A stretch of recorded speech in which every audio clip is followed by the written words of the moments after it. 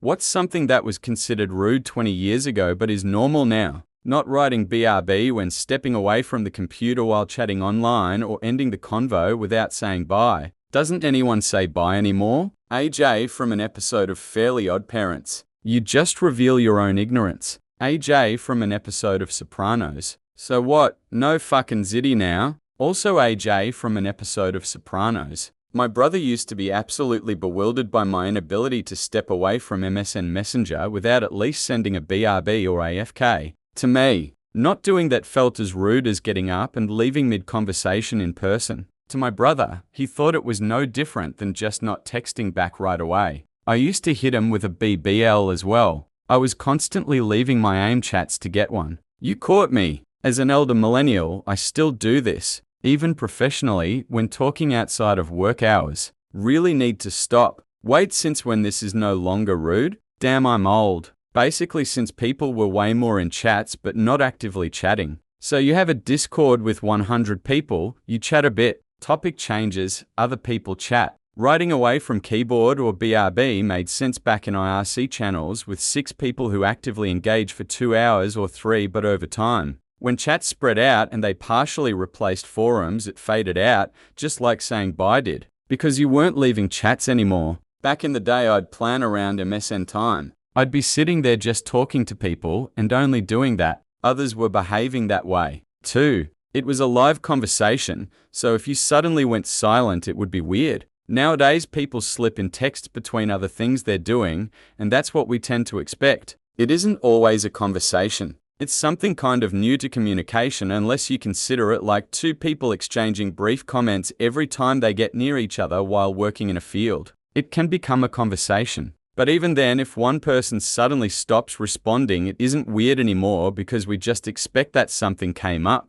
I guess texting isn't important. It's low demand, low consequence communication. Whereas the old messenger programs were just like having a phone call with a written word. Once cell phones became common household items, you're just expected to be available 247 now, and since you can just take the chat with you, there's no reason to say BRB. Not answering the phone every single time someone calls. I think I probably pick up 10 of the phone calls I receive. I have an outgoing message letting people know that I don't answer unsolicited calls from numbers I don't recognize, so they need to leave a message and I'll get back to them. I read somewhere a ringing phone is an invitation, not an obligation, and that was a life-changing moment for me. Even if it's someone I know calling, if it's not a convenient moment to answer the phone, cooking, eating, busy doing something, etc., I don't answer. They can leave a message and I will call them back when it's convenient for me. Some people in my life struggle with this. Sometimes I'm busy. Chill out, no need to call a dozen times and send 100 texts just because I'm showering or something. Yeah, I'm old enough to be from the time where if you didn't get to the phone before it stopped ringing, you didn't know who had called. So that's where the drop everything and run for the phone lifestyle was from. Now we have caller ID, voicemail, and text, so not only do I not have to run for the phone, the person calling has options to convey what they were calling for. Unfortunately, this has led to what you are saying, the fact that so many people now feel that everyone should be reachable 247. If you call me back 3 times in a row, I'm going to assume it's an emergency and not that you just had something to say or ask. Had this happened to me several years ago. I was outside on a spring evening. My kid was playing with the neighbor kid. I was chatting with the mum. My phone started ringing. Saw it was my sister and ignored because I was talking in person to someone. Then my dad called, then my sister called again, and suddenly I had like 6 missed calls from them total. I excused myself to call them back. Turned out they wanted to have me in a 3-way phone chat about nothing.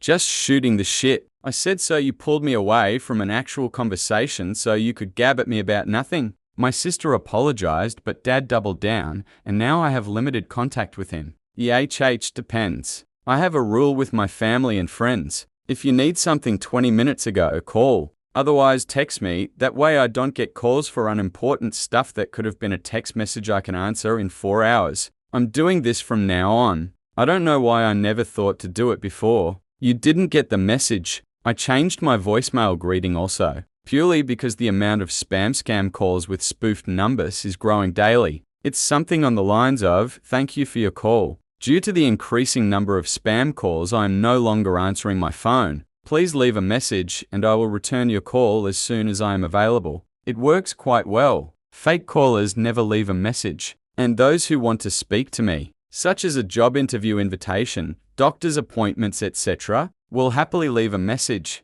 I'm Gen X and I love this shit that has happened. I haven't answered the phone in 9 years unless it says mum. Talking openly about money like salaries, rent, or even how much you spent on something used to be considered really impolite or taboo in casual conversation, but now it's becoming normal and even encouraged as people push for transparency, fair pay, and breaking down financial stigma. The rich talk about art. Artists talk about money. It was only ever taboo to people who had it. Poor people constantly discuss money because it's a constant problem. Likely. But also keep in mind that discussing salaries was intentionally made taboo to prevent employees from sharing their wages with one another. When you operate on a class of privilege, you don't want all the workers to know that you're playing favorites and that many people are massively underpaid. I always encourage people to talk about their wages, especially with CO workers. Brew, my sister brags about having no money. My mum has a really siloed job that only her and one other guy do.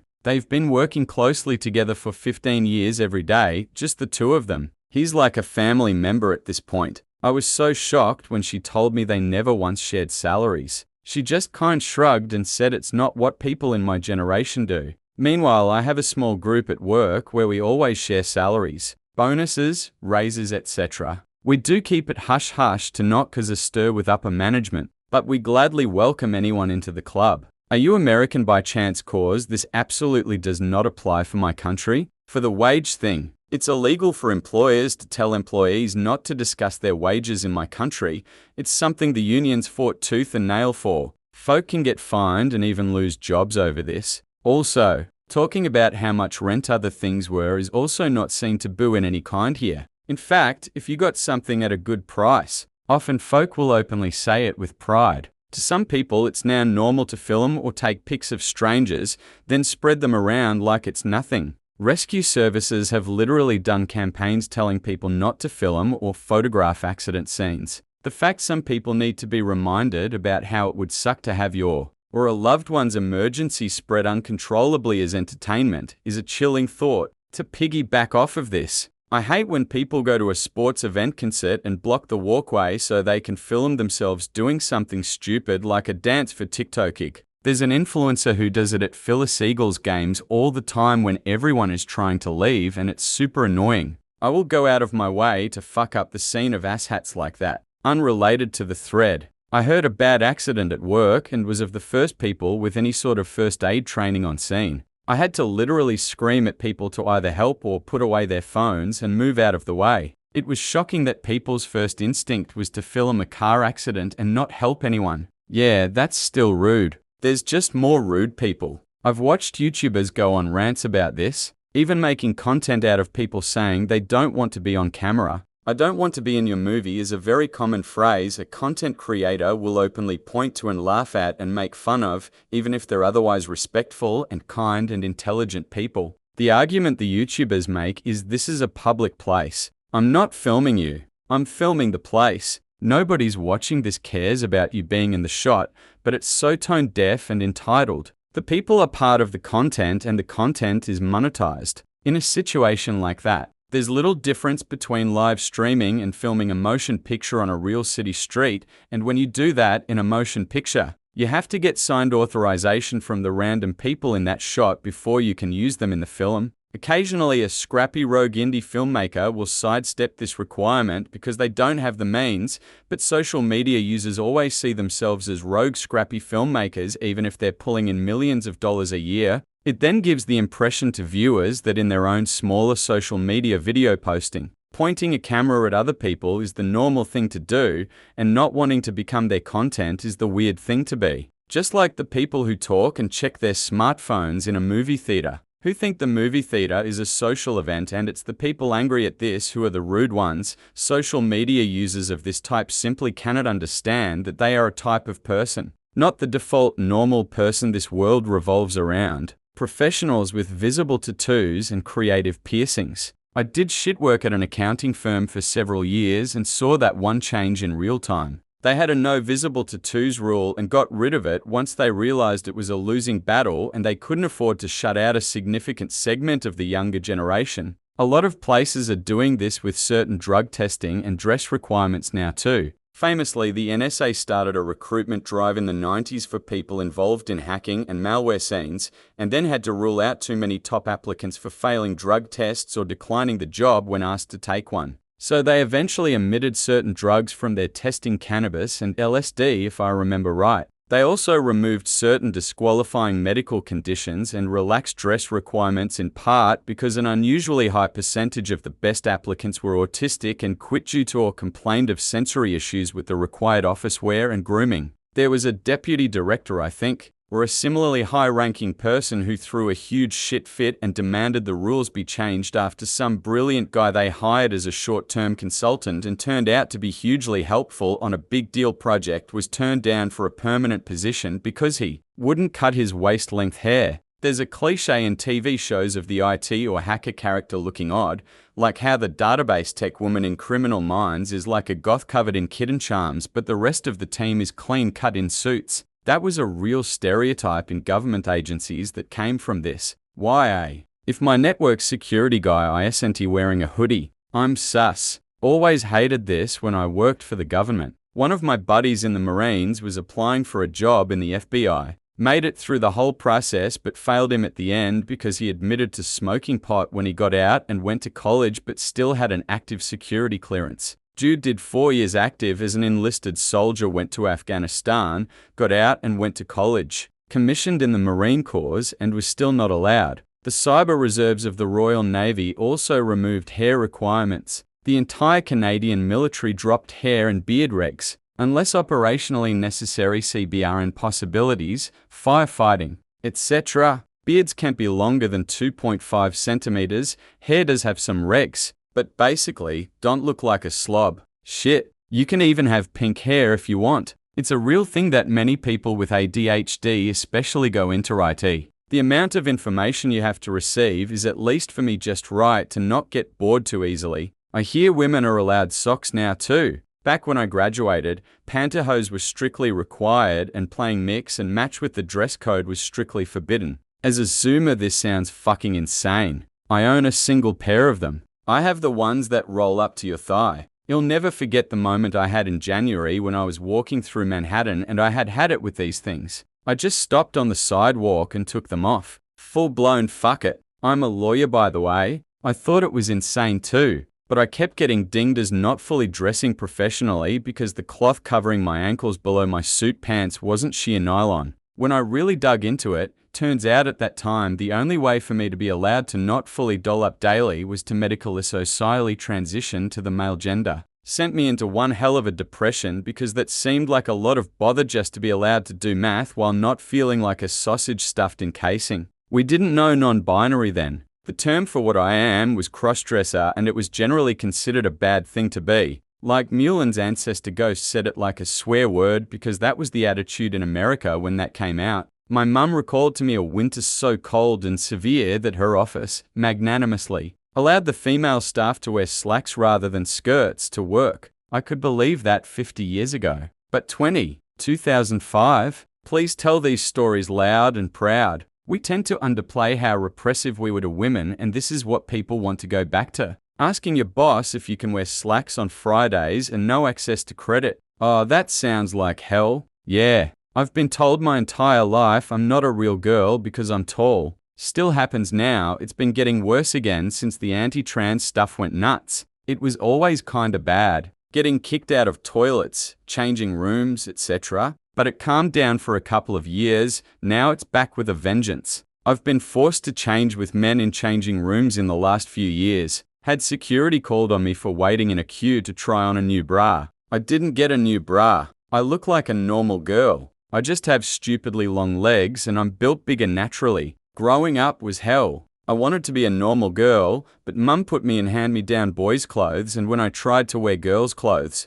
I was so badly bullied, I just refused in the end. It was hell. No matter what I did, I was shamed for it. Be a girl, bad. Be a boy, bad. As an adult, I get super frustrated at women's clothes and it makes me ashamed when I shop. There's rarely a 34 inseam pants. Most pants are a good 2 to 4 inches too short for me. I just have to live with it. Half the time if I find the right length, the makers assume you're tall and petite so they won't go up my legs. I'm not overweight. I just have muscle. None. Stretchy tops won't fit me because I have broad shoulders. I have a small chest, but my rib cage is pretty big. When I was at uni, I found out I wore the same band size as my obese friend. I was underweight at the time. That was very demoralizing as we were around the same height. She was just a little shorter than me. Yeah, growing up when you can't be normal sucks. The feelings don't really go away as an adult either. My hair doesn't conform to their standards either. I have 3B3C hair. The amount of times I've been told it's unprofessional because it's frizzed after I've made it look normal is ridiculous. If I wear it natural, the curls are unprofessional. I've been told to dye it so many times as well. Red hair isn't liked here. Gender expectations are really silly. Being a tomboy or just not being into makeup, etc. doesn't make you any less of a girl. Sometimes we're just not allowed to be into that stuff. I wasn't allowed makeup, plus back then they didn't make my shade. I'm 2 levels below porcelain in the No 7 range, which was only released in one concealer foundation a few years ago. I would have looked like an Oompa Loompa if I'd tried to wear anything back then. As an elder Zoomer 98, I remember my mum having to deal with this and would talk about it a ton. I remember thinking that it was just part of being an adult and that I should expect to deal with it in the future. Thankfully, that's no longer the case. Actually, I graduated closer to 2010. But look at when the JWs changed their clothing requirements. They're real conservative and caused a lot of screaming arguments between little me and my mother as she tried to stuff me in a dress 3 times a week for church. But even they allow women to wear pants now. Oh yeah, JW are gonna be behind the times always. My graduation class of 1987, girls were mandated to wear dresses and makeup under their cap and gown. My best friend hadn't worn a dress since she was 8. She had to go to a thrift store. The only makeup she had was from a Halloween kit. She had thick glasses, so she got away with just lipstick. IIRC. She protested it was sexist and got in trouble because the word sexist was considered a bad word because it had the word sex in it. I worked at a bank in 2009. Had to wear a suit and pantyhose every day but Friday. It was horrible and contributed to me quitting. And unnatural hair colors. And also little to no makeup. I remember when I was interviewing for an entry job around 12 years ago, some feedback I kept getting was that I needed to wear some makeup, wear a bit of lippy and at least wear a ponytail. Now a manager, I really couldn't give a shit what my underlings wear or if they have visible piercing status. Around 12 years ago for me too, I got spoken to about not wearing makeup to look nice and add some color for the customers. The men in the office didn't get the same talk. A couple of years before that I had a job interview and wore black pants. The lady doing the interview made a remark I'd have to swap them out for a black skirt if I got the job because the male boss gave the women in the office a dress code of skirts only. That gave me the creeps more than anything else. Going out in your pajamas and dressing gown. This is what I was going to say. My mum is so miffed by it. Doesn't think it's rude, just that it makes you look like a slob. I'm with her though. Not rude, but not something you'll be doing. Not unless I'm headed to the or something along those lines. My kids can wear them to the drive-ins or something, but I just don't want to wear my PJs in public. It feels icky for me, but I don't really care what other peeps do. I felt like you'd be looked down on doing that here in France, talking over someone. I swear it's gotten worse. One thing I've learned is that most people listen with the intent of responding rather than listening with the intent of understanding.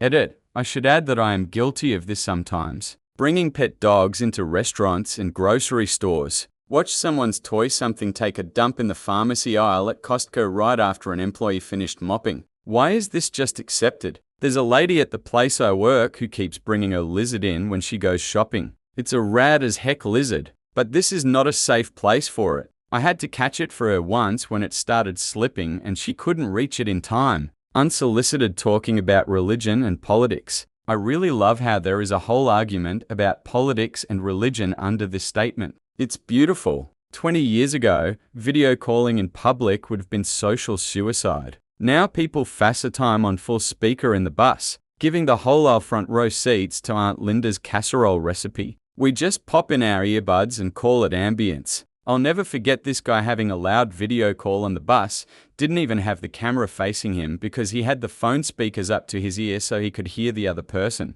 Why not just do an audio-only call like normal? After the call ended, he proceeded to take earbuds out of his pocket and put them in. The whole thing was confusing. Dude didn't know how to use a phone. Not so much rude, but wearing trainers or hats in nightclubs was not accepted. Trainers generally have gone from being the casual option to being the norm in most situations. Leather shoes have gone the way that suits went a generation earlier from being the general norm. They're now mostly restricted to specific settings. And outside those, they're a minority. Style choice. Yes. Even weddings, half the fellas wearing boat shoes or smart trainers. Last smart shoes I wore was my wedding. Yes. I remember some trashy clubs wouldn't let me with a baseball cap and a cut-off t-shirt in the late 2000s, and I was confused by it. Like, this isn't a nice place, it's for suburban white trash. Calm down. Yeah, every bouncer thought they were working the doors of celeb clubs. Sorry mate, no blue denim. Politicians who actually say they wish harm on their fellow men.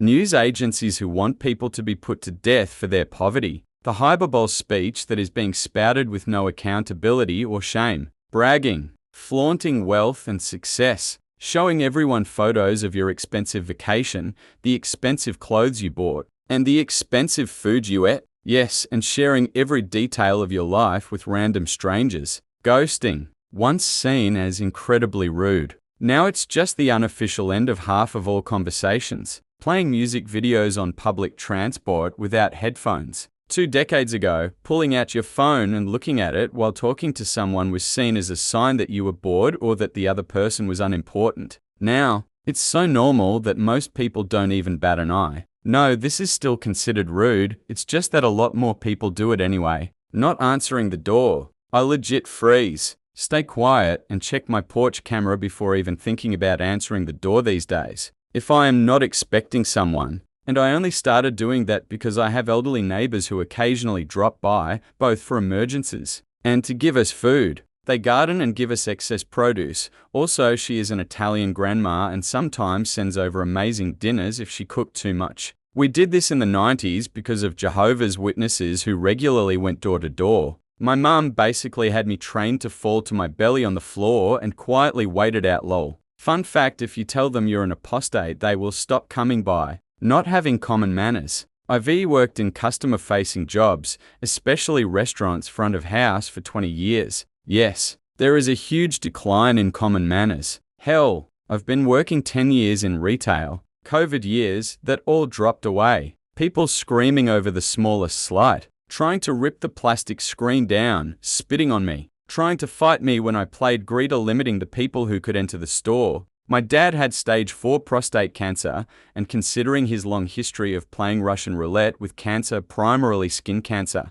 but a few others popped up mixed with the pandemic, I was openly admitting I was going home to someone going through cancer treatment. I had multiple people tell me they wished my dad would die. Post-COVID, people are cold and cruel. I've had people crawl over the counter to fight me. I've had them throw things at me. As well, sexual harassment noticeably increased. People are fucking feral now. The basic illusion of manners used to be the standard. Now, there's less than nothing. Every time I eat at a restaurant, I feel the need to act like the entire experience is a test on my manners. And I gotta get 100. The last time we went out to eat, the waitress thanked us for being so polite. I was like, girl, who hurt you today? Guys, you do realize that 20 years ago was 2005, right? Most things mentioned in the comments here were already normalized by then. I swear, just before, and especially after the pandemic, this has gotten so much worse. What the hell is with people talking during movies like they own the place now? Also ghosting people or flaking out at the last minute with something that was planned on in advance. People, for the most part, didn't ever do either of those things unless it was a super good reason. Like with flaking out, it wasn't even considered flaking out. People would pretty much only cancel plans at the last minute if they had some kind of emergency or something unexpected came up, and ghosting a fake people only did that sort of thing if someone was being a creep or there was a big argument or whatever. Now it's like people will ghost someone at the drop of a hat, or seemingly no reason, and ghosting started being a thing with job-related stuff too. My sister had an interview recently and things seemed to be going well, like she might actually get the job, but suddenly she was ghosted on flaking out when something was already planned out. A couple months ago, my sister and I planned a bridal shower for our other sister. We invited around 30 people, had a beautiful charcuterie board, a flower arranging bar, etc. Everyone who RSVP'd said they would definitely make it, so we made sure we had enough food and flowers for everyone. We had scheduled it for PM and by then only 10 people showed up. 2:30 rolls around and only 5 more show up. None of the people that didn't show had said anything about not being able to make it, or even that they might not make it. Incredibly rude and a bit disheartening. Gestures wildly at everything. Talking about salaries. I feel like that was a way for companies to keep people in the dark and to keep them from asking for raises. Now I have no problem telling someone my salary or hearing theirs if we are in the same job area, so neither of us are unaware of market wages. Kids not being taught general manners and being let to run wild because they just being kids. The kids running wild in public places like restaurants and stores is so much more prevalent. I was a fairly permissive mum, except when it came to social graces and manners. Kids can be kids, but not when they're infringing on other people's space in public places. IME. Rude kids grow up to be rude adults, and this was not tolerated 40 years ago. People always used to hold the door for people coming up behind them. This remains mostly the case where I live in AZ, but in NC it was about 5,050, and having no concept of an inside voice, just screeching bloody murder for no reason. I was looking for this happy someone agrees with me. Growing up, my parents would have flipped like mad on the spot if I touched something in another person's house without that person's permission. Learned never to do that as a toddler. Same with my husband. Yet just months ago, my friend's 6-year-old went through our drawers and cupboards and threw everything all over the floor the first time they visited our house. And she grabbed food off my plate too at lunch beforehand without asking. My friend and her husband just sat there saying nothing the whole time, like it wasn't a big deal at all. Half the stuff guys on podcasts and YouTube make a living off of. Online dating or meeting people on apps used to be desperate. Now super common. Not taking your earbuds out when talking to people. Wait, still rude. Also, talking to me when I have my earbuds in. They're in to indicate I don't want to be bothered. Being a Nazi used to be frowned upon. America is a dumpster fire. Ghosting used to be seen as rude and cowardly, whether it was a friend or a date. These days, it's normal. Not attending family functions. When some members of my family made it clear I wasn't welcome despite being invited, I made it clear to everyone else. They were the reason I refused to go. This applies to general family time as well. I forgot some people think that's rude. The instant I was living on my own, I just flat out stopped showing up to anything. Talking loudly on speakerphone while out and about. Agree, still rude. Like they want everyone to know what they're talking about. Talking back to the elders. COVID cooked the elders' brains. At this point, it's warranted. The olds aren't all right. That was before lots of them became idiots. Politicians never apologizing for anything. The customer is now definitely not always right. Was never true in the first place. The customer is always right in matters of taste has been, and will always be true. But this is a maxim about sales, not customer service. Point 2 is reasonable. Anyone working in customer service has to deal with entitled asshats with no manners or decency, saying you had a big butt. I have a reverse one normal before. Rude now. Engaging in a discussion about how and why you and someone else disagree on something. Now people just take it to social media and all possible solutions are gone. Talking about therapy or anxiety was taboo back then, but now it's increasingly accepted. Not ironing your clothes.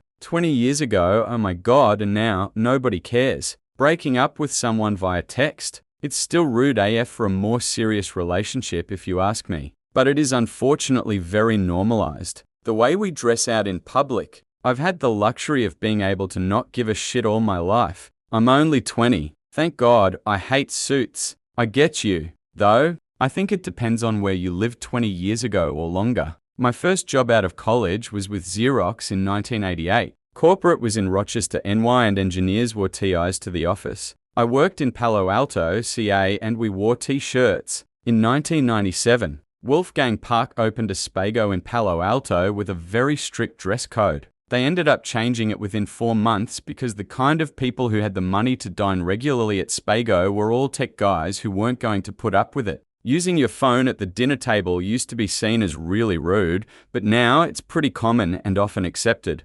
Cursing, especially in public places or in front of children. Ask someone to watch their language nowadays and they're not longer apologetic. They argue with you. Well, for starters, the fact that 20 years ago means the early 2000s, not the 1980s. That's pretty heckin' rude. Fucking selfies. There is an old video clip from the 90s of Michael Jackson playing with his new camcorder. He pans past a mirror and makes a joke about being a narcissist and obsessed with his reflection. Even the weirdo thought it was weird. Nowadays, people have multiple pictures of themselves in bathroom mirrors. Women calling out their husbands by their name. Huh? What are you supposed to call them? Storming the as capital. Supporting rapist pedophile politicians. Throwing yourself a baby shower. Saying something sucks used to be considered a crass term. Not quite a cuss word, but generally you wouldn't say it in front of children or your priest or your boomer boss. Nowadays, it's completely tame.